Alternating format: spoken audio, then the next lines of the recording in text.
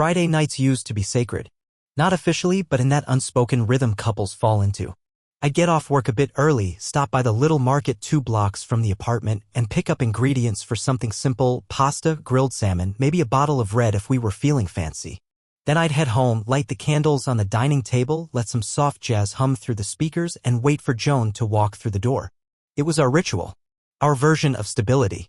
That night I was in the groove. Penne with vodka sauce simmering on the stove, garlic bread warming in the oven, 2 glasses of Pinot breathing on the counter. The apartment smelled like basil and anticipation. I even wore the shirt Joan once said brought out my eyes. Corny maybe, but it felt like the right touch. She was supposed to be home around 6:30, but I got in just after 5. My boss had cut us loose early, something about the system going down. I didn't text her to say I'd be home sooner. I figured a little surprise wouldn't hurt. But the moment I stepped into the apartment, something felt wrong. It wasn't anything dramatic. Just a shift in the air, like the room had recently hosted someone who didn't belong. The lights were off and everything was in place, but I had this gut feeling I couldn't shake. The bathroom door was cracked open, so I went in to wash my hands. That's when I saw it, a used tissue on the tile floor next to the trash can. I wouldn't have thought twice, except the faint scent hit me before I even picked it up. Cologne. Sharp, woodsy, distinctly masculine. Not mine. Not anything I'd ever worn. I don't even own cologne, just some old aftershave I use when I remember. I stood there, tissue in hand, trying to tell myself it meant nothing. Maybe Joan borrowed someone's jacket at work. Maybe one of her coworkers had used our bathroom the day before. I was crafting a whole list of rationalizations when Joan walked in. "Oh, you're home early," she said, a little surprised. She was holding her shoes in one hand and her blazer in the other. Her hair was slightly damp, like she just rinsed it, and she was already halfway out of her work clothes. "Yeah, boss let us out early. System crash." I held up the tissue. "Found this in the bathroom. Smells like someone tried to bottle a lumberjack." Joan barely looked at it. "Oh, I think that's from my office. One of the guys was spraying samples everywhere, marketing's testing new scents. I probably stuffed it in my bag and forgot. Gross, right?"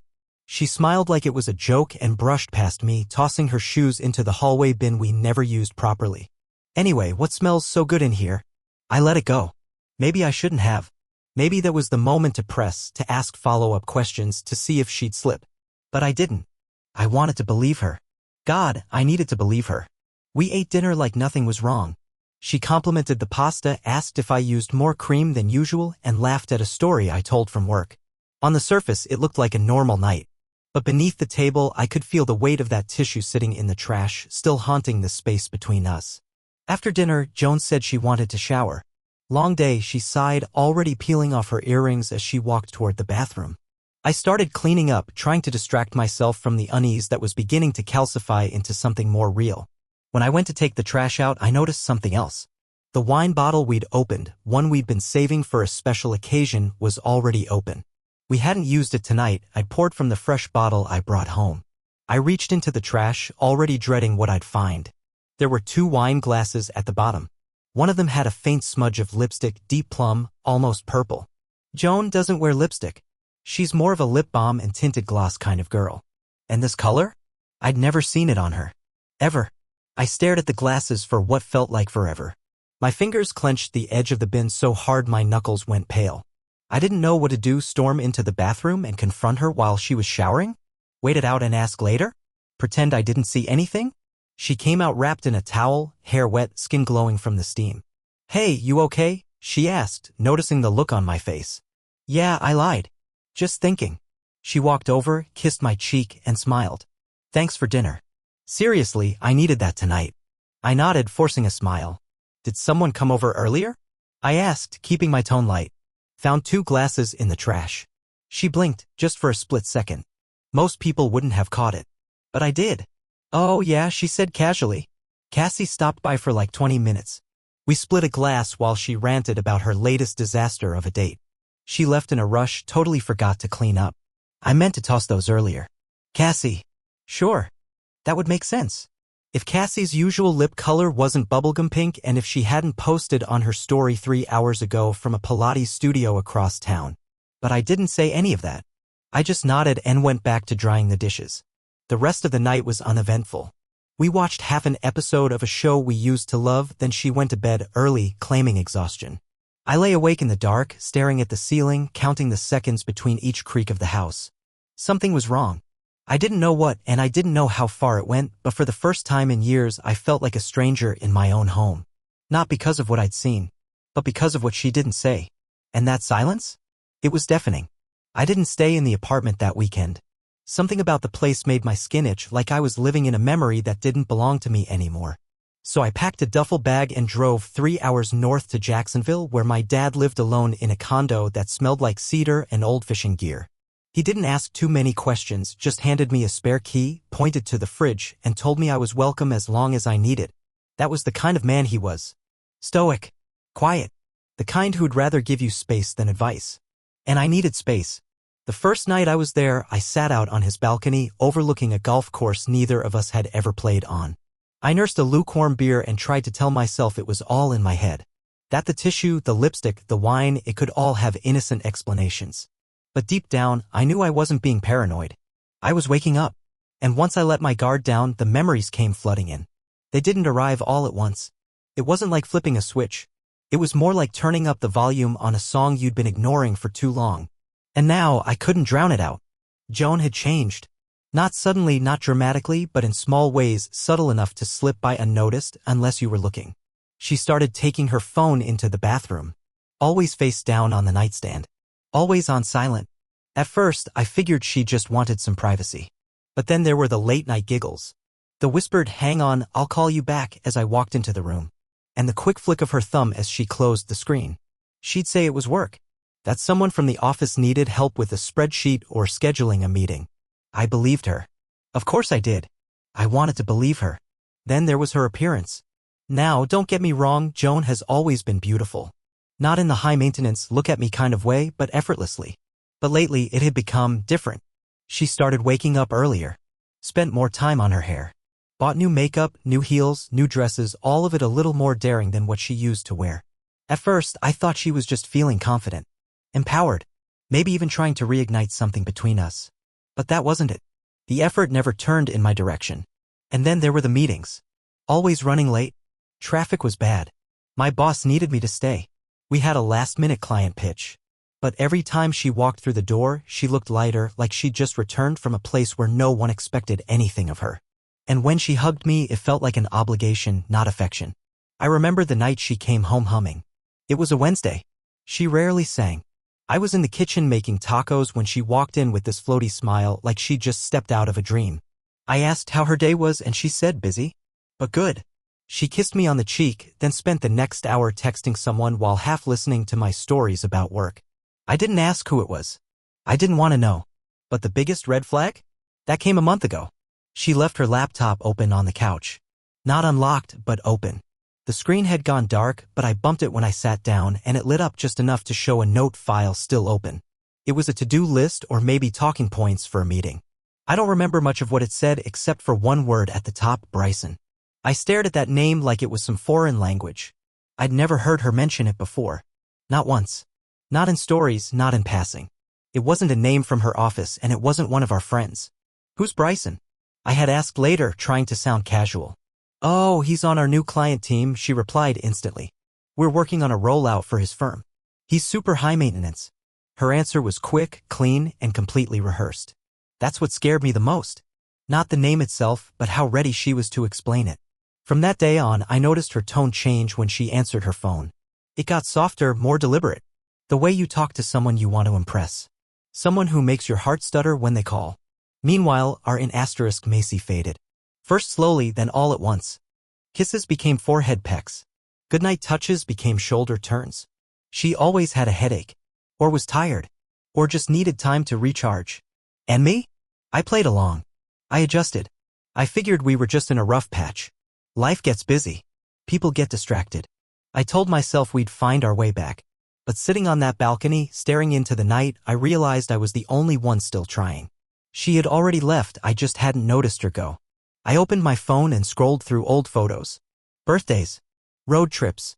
That dumb camping weekend when it rained the whole time and we ended up laughing under a tarp. Her face back then looked different. More present. More alive. Now, even when she was next to me, she felt like she was somewhere else. I spent Saturday walking along the beach, letting the wind clear my thoughts. Every time I saw a couple laughing or holding hands, I felt a pang of something I couldn't name. Not jealousy. Not anger. Just absence. By Sunday morning, I knew what I had to do. Joan had told me she'd be away that weekend, something about a spa retreat with coworkers. It was vague. The kind of excuse you don't think twice about unless you're looking for holes. She'd left Friday morning with a duffel bag and a loose smile. "Don't stress," she said as she kissed my cheek. "Go do something fun. I'll call you Sunday." She didn't call. But I didn't wait for her to. I remembered the camera in our garage, the one I installed 6 months ago after someone tried to break into our neighbor's car. Joan never liked it. Said it made her feel watched. Half the time, she forgot to turn it on. Or maybe she just didn't want it on. So I pulled out my laptop and logged into the camera system. It was time to stop pretending. The garage camera wasn't anything fancy, just a basic motion detection model with a cloud backup. I'd installed it one weekend while Joan was out with her sister. It pointed toward the driveway and the front steps, and it recorded in short bursts whenever movement was detected. At the time, it felt excessive, but after our neighbor's truck got broken into, I figured better safe than sorry. Joan never liked it. Said it was creepy. Said it made our home feel like a police station. Sometimes she'd forget to turn it on when she left. Other times, she claimed it wasn't working right. I didn't press the issue. I never thought I had a reason to. Until now. I opened my laptop that Sunday morning, hands slightly trembling as I pulled up the footage from Friday afternoon, the day she was supposed to leave for that spa retreat. I hadn't checked it in weeks. The log showed a few clips from earlier that week, me taking out the trash, the mail carrier dropping off a package. Normal things. But Friday? Friday had something different.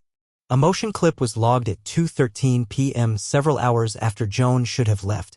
I clicked play. At first, all I saw was the sun hitting the driveway, casting long shadows across the pavement. Then Joan's car pulled in smooth, casual, like any normal day. But she wasn't alone. From the passenger side, a man stepped out. Tall, athletic build, wearing jeans and a dark button-up. He moved with the kind of ease that only comes from familiarity. No hesitation, no looking around nervously. Just a guy who belonged or thought he did. Joan got out too. She smiled at him, then walked to the back of the car and popped the trunk. He followed. They unloaded a few bags, hers, not his, and he slung one over his shoulder without being asked. He was close. Too close. As they walked up the steps, he placed a hand on her lower back. Light, casual. An asterisk, mate. She didn't flinch. She leaned in and said something I couldn't hear, but it made him laugh. Not a polite chuckle, an open, easy kind of laugh, like they shared an inside joke. Then she unlocked the front door, held it open, and they disappeared inside. That's where the footage ended. I didn't need to see more. I didn't need the audio. I didn't need a second angle. Every lie she'd told, every excuse she'd made, it all came rushing back like a freight train. Spa retreat with coworkers? Sure. Helping a stressed-out colleague unwind? Maybe. But inviting a man into her home, my home, on the very day she told me she'd be out of town? That was something else entirely. I stared at the frozen frame for a long time. My finger hovered over the trackpad, ready to rewind, but I couldn't bring myself to watch it again. I didn't want to see the way her eyes lit up around him. I didn't want to analyze every gesture, every smile. It would only make things worse. Instead, I shut the laptop and sat back on the couch, letting the silence settle around me. There it was. The truth. Undeniable. Unforgiving. I always thought betrayal would feel like rage. Like fire in your veins or a storm in your chest. But in that moment, it felt like stillness. Like the air had been *ket out of the room. Like someone had hit pause on the life I thought I was living. I wasn't confused anymore. I wasn't suspicious. I knew. The rest of the day passed in a fog. I didn't eat. I didn't sleep. I just sat there, letting the weight of it all press down on me like 1,000 invisible hands. At one point, my dad knocked on the door. He asked if I wanted to join him for dinner, grilled steaks, baked potatoes, the works. I told him I wasn't hungry. He nodded, didn't push. That's the thing about him. He knew when to speak and when silence said more. I pulled out my phone and stared at Joan's contact. Could have called her. Could have sent a message. Demanded an explanation. Asked the questions swirling in my head. But what would that do? She'd deny it. Twist the story. Tell me it wasn't what it looked like. And I couldn't stomach hearing her voice lie to me again. Instead, I opened my camera roll and scrolled until I found the screenshot *T I'd taken of the video frame. The moment his hand touched her back, the moment their bodies leaned just a little too close. I set it as a hidden file, not for revenge, not to use later, just so I'd never forget what it looked like when everything changed. That night, I lay on the guest bed at my dad's place, staring at the ceiling, wondering how long it had been going on. Weeks? Months? Longer? Had he been there before? Had they laughed in our kitchen? Sat on our couch? Slept in our bed? The questions kept coming, each one darker than the last. At some point, my phone buzzed. It was Joan. "Hey babe, spa was amazing. Heading home soon. Miss you." I stared at the message, the words swimming in front of me. Miss you. 3 words. So simple. So venomous. I didn't reply. Couldn't. I turned off my phone, rolled onto my side, and let the numbness take over. I'd spent so long trying to be the partner who didn't jump to conclusions. The guy who trusted, who gave space, who didn't snoop. I prided myself on that. But all it got me was a front row seat to a performance I didn't audition for. The next morning, I packed my things quietly and left my dad a note. I didn't want to explain, not yet. I needed time. I needed to figure out what came next. By the time I got back to our apartment, Joan was already home. She was in the kitchen, sipping coffee like nothing had happened. "Hey, stranger," she said with a smile. "You're back early." I nodded. "Yeah, missed my own bed." She walked over and hugged me, her arms wrapped around my shoulders, her cheek pressed against mine. I didn't hug her back. She pulled away slightly. "Everything okay?" I looked into her eyes and wondered how someone could lie so well. How she could look at me, touch me, speak to me. After everything. "Yeah," I lied. "Just tired." She nodded, unfazed, and went back to her coffee. I watched her from across the room, wondering how many times I'd stared at her like this before, completely unaware.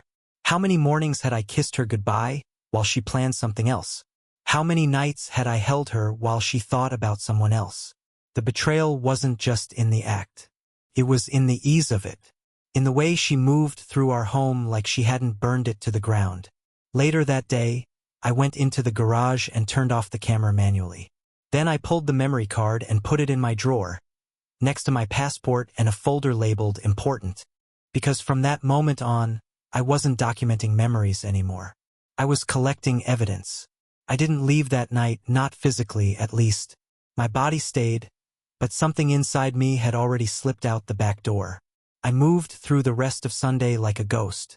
Joan talked about her weekend spa trip, her coworkers' gossip, the massage she absolutely needed. She even asked if I wanted to do a couple's massage sometime soon. I nodded, pretending to consider it, but every word out of her mouth sounded like static. She was playing a role, a well-practiced one. She smiled at the right moments, laughed when appropriate, kept her tone light and rhythmic. And I sat across from her at dinner, eating leftover pasta I no longer had the stomach for, studying her like an actress in a film I no longer wanted to finish. That night, I lay in bed beside her and stared at the ceiling while she scrolled on her phone, probably texting him, or maybe another version of him. I didn't care anymore. Whatever version of the truth existed, it didn't include me. Not really. She fell asleep quickly. I didn't.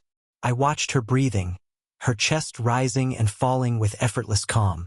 And all I could think was, how can someone sleep so peacefully next to the man they betrayed? That's when I made my decision. No big confrontation. No late-night shouting match or broken glass on the kitchen floor. I didn't want to become another cautionary tale, another screaming headline. I wanted clarity, clean lines. I wanted to vanish without giving her the satisfaction of closure. I waited until the next morning.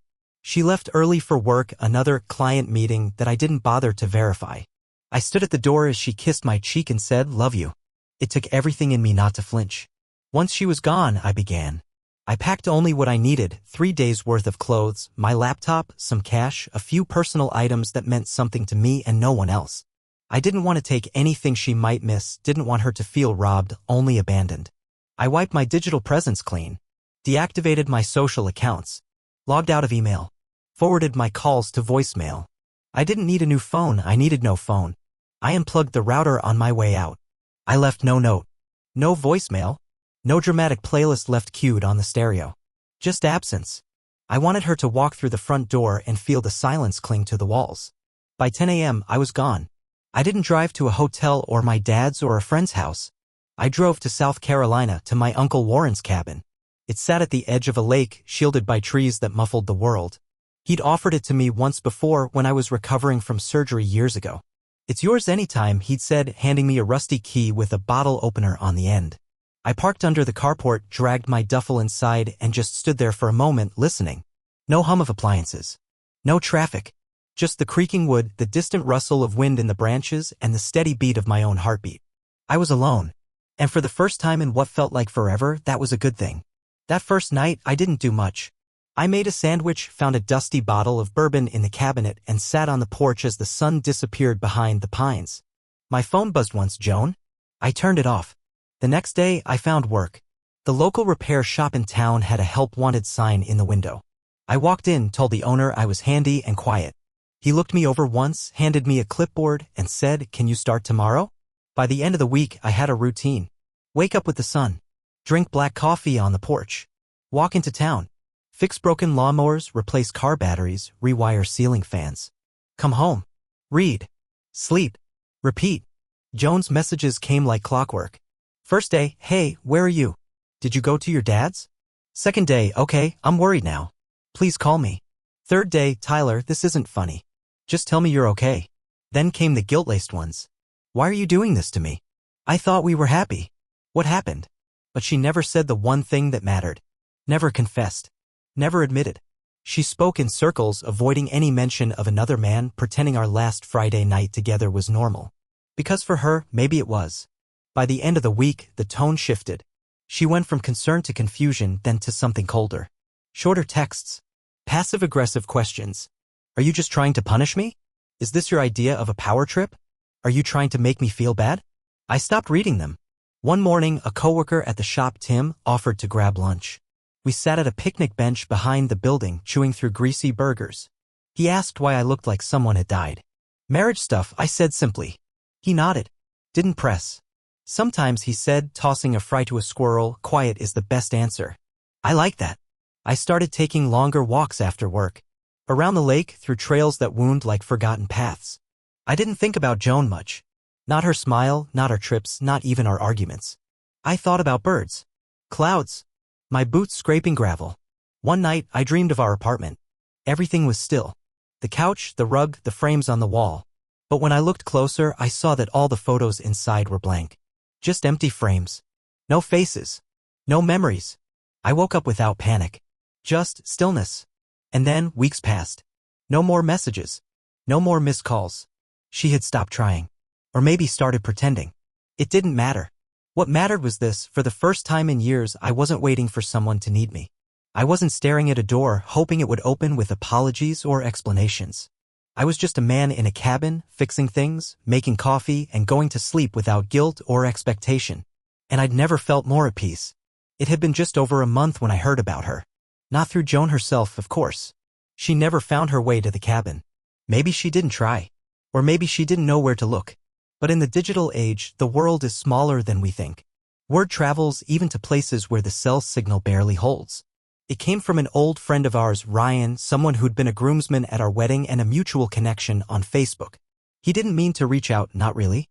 He just sent a casual message to my old email, "Hey man, just checking in. You doing okay?" I hadn't checked that inbox in weeks. But that day, I opened it and curiosity got the better of me. I responded with a short message, "Yeah. Just needed space. Thanks for asking." He replied within the hour. "Not sure if you heard," he wrote. "But Joan's not doing too hot. She got fired last week." Fired. The word landed like a pebble in a lake. No splash. Just ripples. I sat with that for a while, letting it move through me. I thought I'd feel vindicated. Maybe even smug. But all I felt was distance, like someone had told me a stranger lost their job. Ryan added more, of course. Apparently things got weird with that guy she was working with. "You know, the tall one? She kept showing up late. Rumors flew. HR got involved. I don't know all the details, but yeah. It's been rough. That guy. The one from the camera. I didn't know his name. Didn't want to. But hearing that it had all unraveled, the affair, the facade, the carefully balanced world she'd built while dismantling ours, it made something settle inside me. Later that night, I sat on the porch, watching the lake shimmer under the fading sun. I thought about what Joan might be doing at that exact moment. Sitting on our old couch, maybe with a glass of wine and her phone in her lap. Or crying on someone's shoulder. Or rewriting the story to paint herself in a softer light. And maybe that's what bothered me most, the idea that she'd make me the villain in someone else's version of our story. Because that's what people do when their world collapses, they look for someone to blame. Sure enough, the messages started again. Shorter this time. Sloppier. One just said, "I miss you."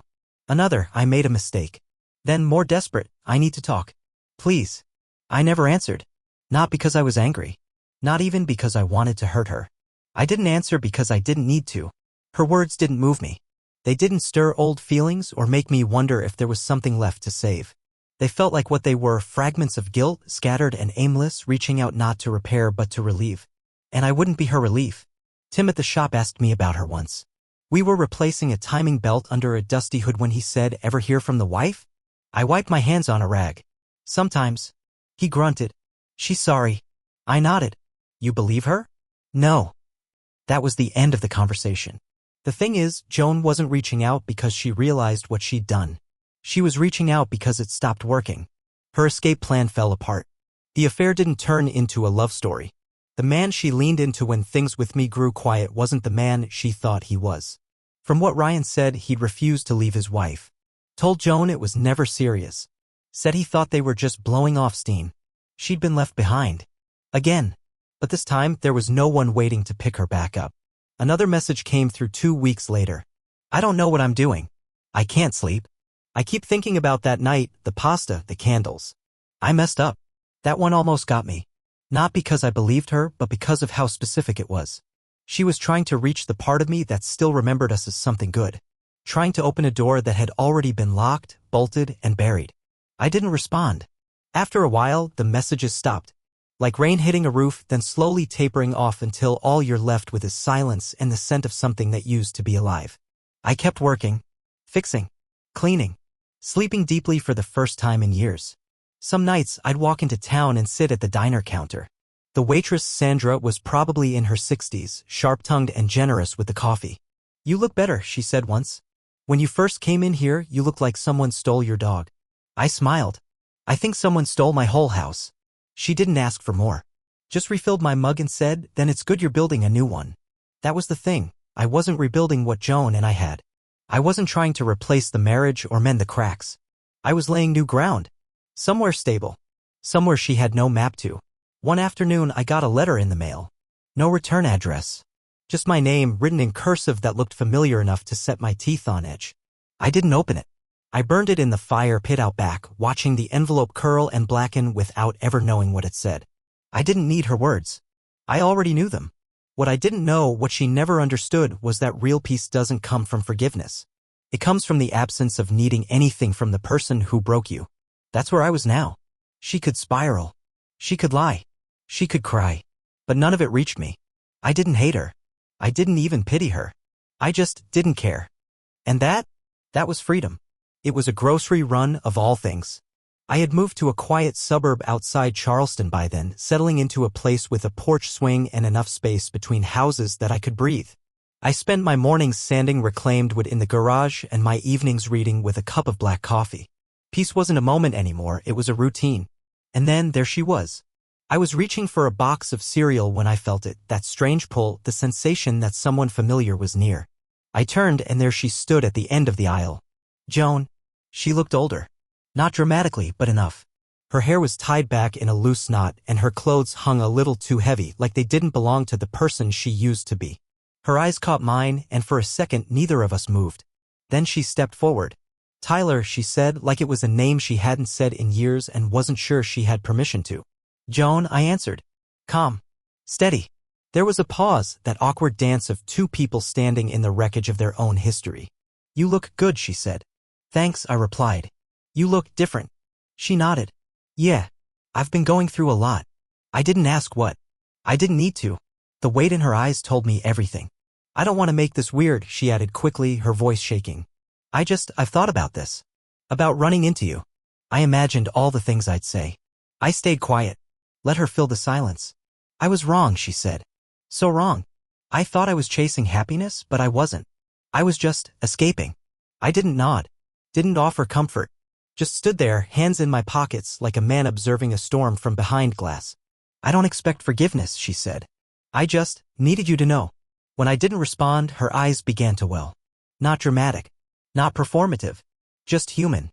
You don't have to say anything, she whispered. I get it. I just thank you for loving me when I didn't deserve it. Then she turned to leave. I let her go. No part of me wanted to call her back. No pull, no ache, no sense of unfinished business. That moment didn't reopen anything. It sealed it shut. Part 7, A Quiet Return to Self. A year passed. I still live in that same house. The woodshop in my garage has grown into a small business. Locals come by with chairs that need fixing, tables that need reshaping. I drink my coffee on the porch most mornings, watching the sky change with the season. There's a woman next door. Her name is Evelyn. She has a rescue dog and a laugh that sounds like sunlight. We've started reading the same books and trading them off, notes scribbled in the margins. It's not love, not yet. But it's real. Gentle. Honest. Joan never reached out again. I never searched for her. Whatever remnants of our life together once clung to me are long gone now. The photos, the dishes, the texts, all deleted or donated. I kept nothing. And that's the point. I don't need revenge. I don't need an apology. I don't need closure from her because I gave it to myself. This peace I live in? It isn't loud. It's not cinematic. It's quiet. Clean. And it's mine.